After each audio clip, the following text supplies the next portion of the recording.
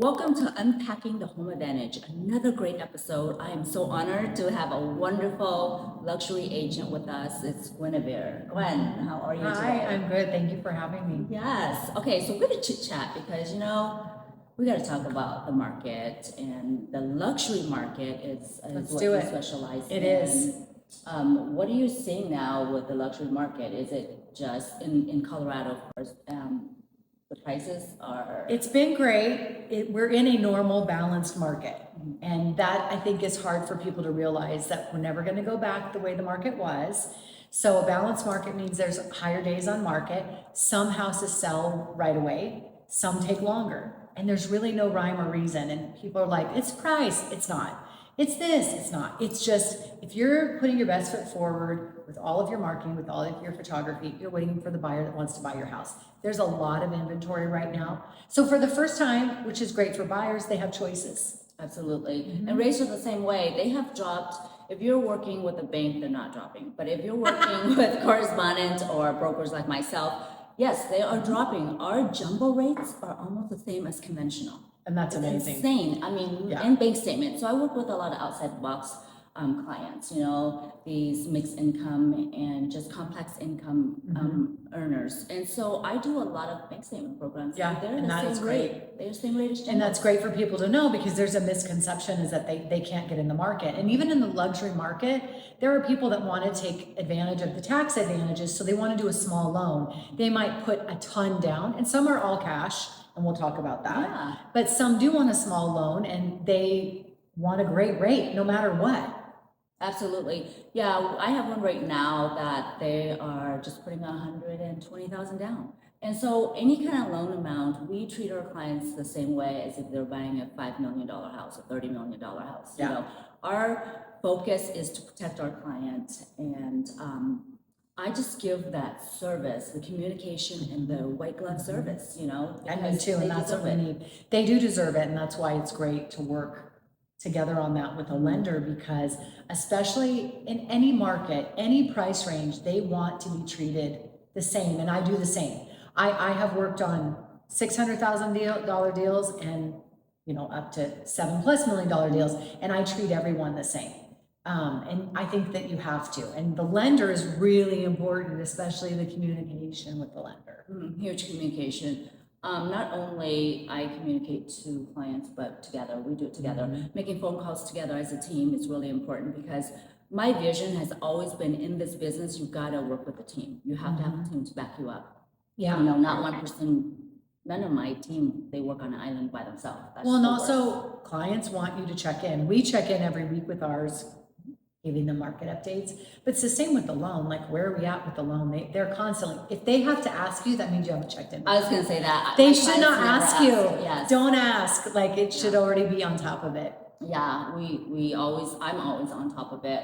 I'm really quick with my response because it's like, put yourself in their shoes. Yeah. Don't ever want a client to wonder what's going on. No. I haven't heard from her. Well, that's a bad thing to say out of your mouth. That's not good. Yeah. So your reputation is everything, obviously, because that's where you are today. Yeah. So speaking of that, like, how do you handle, like, what do you wish your client's lender understood about the luxury market, the luxury transaction? I think with lenders about the luxury transaction is it's the same of any transaction, that they want communication. Like, they don't, like I said, if they're asking you, you haven't done your job, you have to be one step ahead. It's the same with real estate. It's over communication. And I think the checking in makes everyone feel good. So with lenders, like, you do see a difference of who is really responsive and who is not, who gets back to you quickly and who does not, and all that affects the whole process and who we use. And I think it's really the communication and getting along with the agent. Oh my gosh, we have to work in unison as a team. And I think when you have that collaboration, like I'm working on a deal right now, and he is the best, and he represents the buyer that's buying one of my luxury properties, and they are getting a small loan, and he's just been amazing. That's Because awesome. constant communication, I never have to call them. And if I do, it's a quick response time. That's the other thing, quick response time. Quick response time, yeah. I know, I get loan officers, I'm like, oh, did you contact that person? Yeah, we just had this discussion on a solution, a good news solution. Why haven't you called them? Yeah, It's yeah, you like, gotta call. yeah, you've gotta touch base on that. So I think the biggest side that we see on the lending side is home inspections. You know, that report comes back, there's like 30 things. So how do you deliver the hard truth to your clients? So I don't share the home inspection with the lender.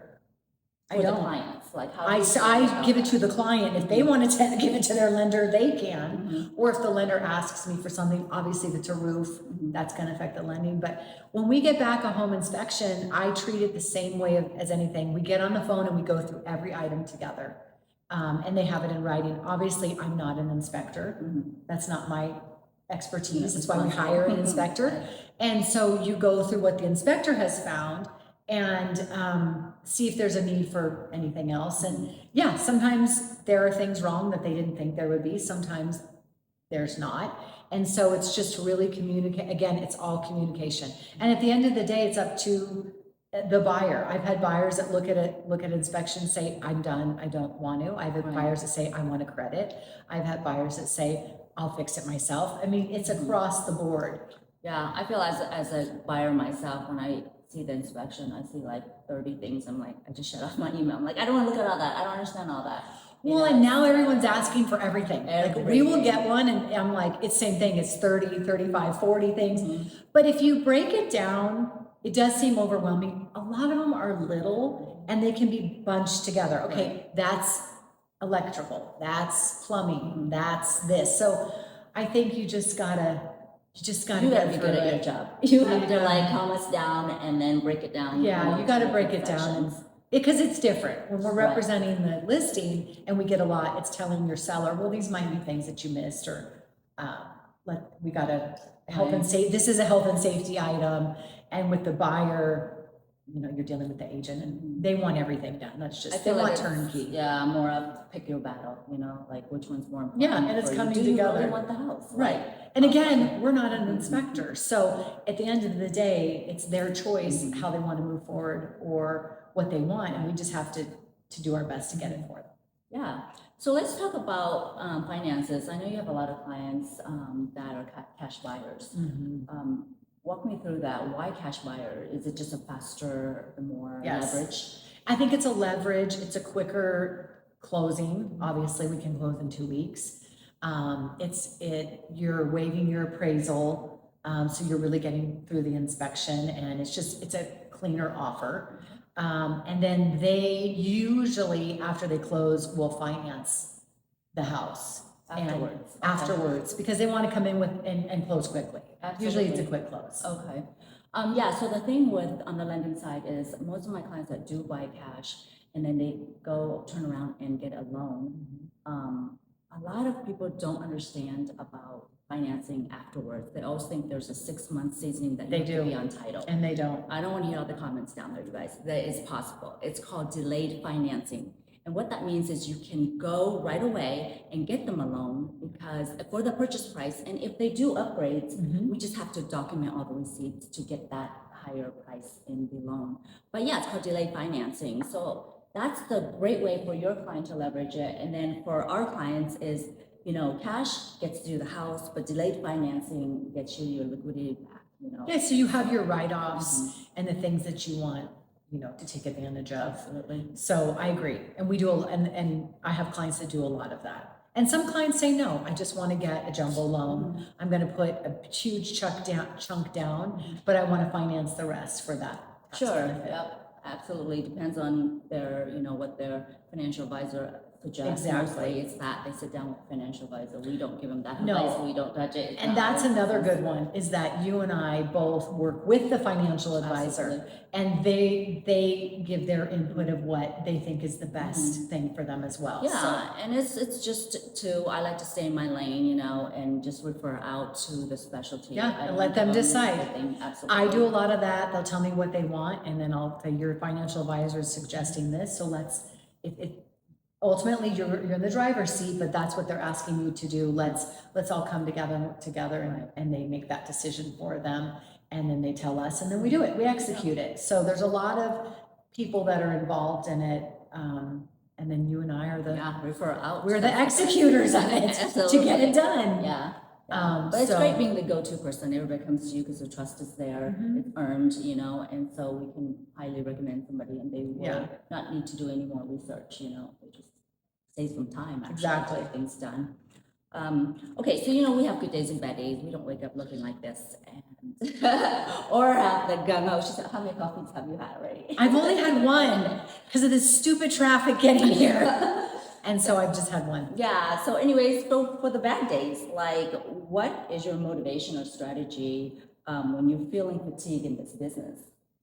Burnout is really real. So you've got burnout from exhaustion, or you have burnout from just the hustle. Mm-hmm. And I think what I've learned is you have to do things for yourself. You have to pour into yourself and pour into others. And sometimes pouring into others does replenish you. Mm-hmm. But what I try to do when I go home, it's very hard for me, but I have a new rule is like, I don't take calls after 7:00.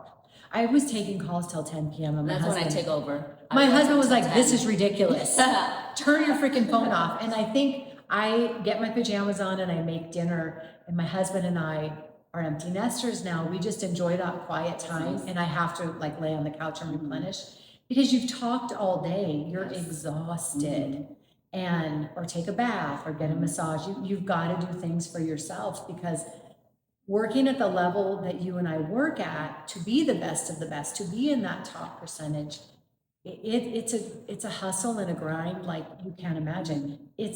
We don't talk about how hard it is, but it is. It's very challenging. It's not like, woo, a day in the life is just easy breezy. Yeah. No, it's freaking hard.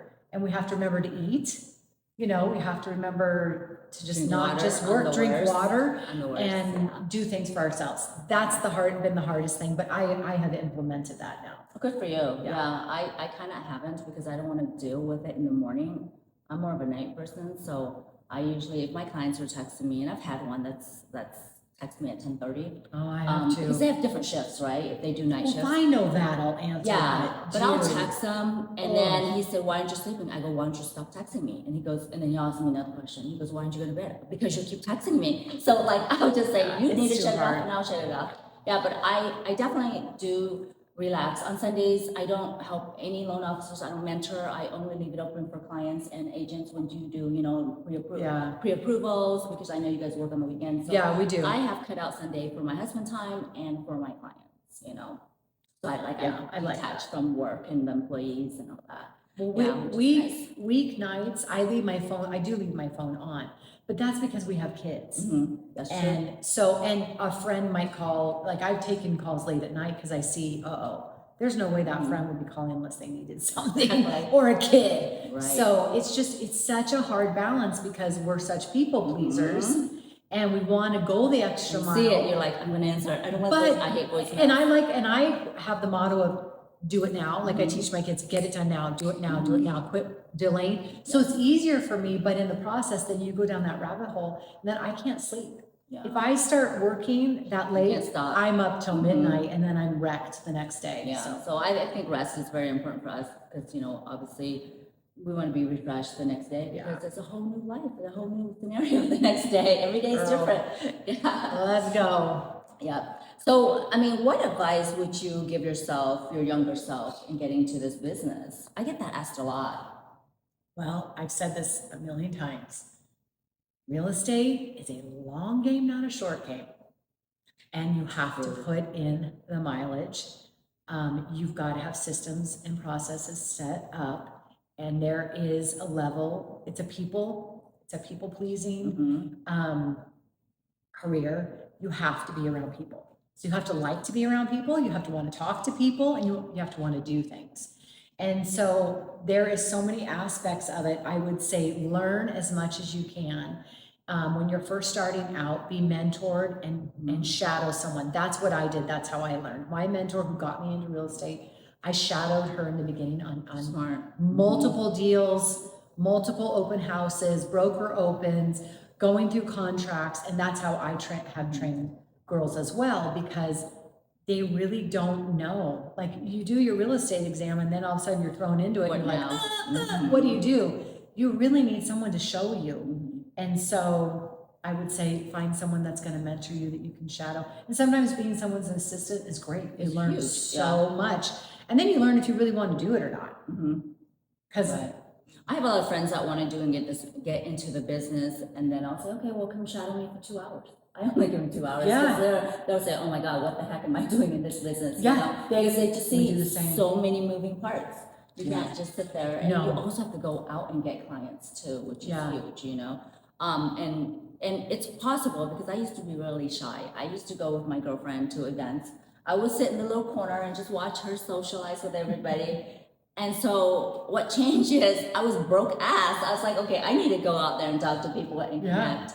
So that's how it got me. Whatever it takes to get people out there, but you've got to just absorb knowledge the first 2 years. You do and how you talk to people. Yeah, it does take about 2 years. When I moved from LA to Colorado, it was about 2 years to get my business up and running. It was hard starting over in a new area, and my son did it by moving to Texas, and I watched him. He did it quicker than me because he actually worked for me for multiple years and shadowed me, and he took all of that knowledge and used it there, and he's doing great. Like Awesome. he's top 3. He and his family love it, and he's loving real estate. But when I was out there, I was like, dang, you are a mini me listening to him talk. He loves people, and he gets the power of connection, connecting people. Being of service is the biggest thing I would say to younger agents getting into it on anything is be of service. How can you help other people? And I am sort of known for that, like helping people, taking calls, going above and beyond, connecting them. And it's like you are known for your fruit, which is who you are outside of work. And who you are inside of work. And that, So I had a friend remind me of self-trust, that, and that was a really good feeling, because I think as a high achiever, you tend to beat yourself up. Yeah, you're very hard on yourself, high expectations, but success comes with it, you know. It's like you just hustle. To this day, I still hustle, you know. I like to be in the trenches with my loan officers. I'm not teaching from 10 years ago, you know, so I enjoy doing this because I love what I do. And that's how I think we last as long, you know. We just love what we do and the relationship we build. We do. Awesome. True. Oh my gosh, thank you so much for your time. I am Thanks so for having thankful me. for our chat. I love it. I loved it too. Hey, if you You're guys amazing. want an amazing, stellar, wonderful top agent, we'll get her information below and connect with her if you can get in with her. I don't know. But we'll talk to you guys soon on the next episode.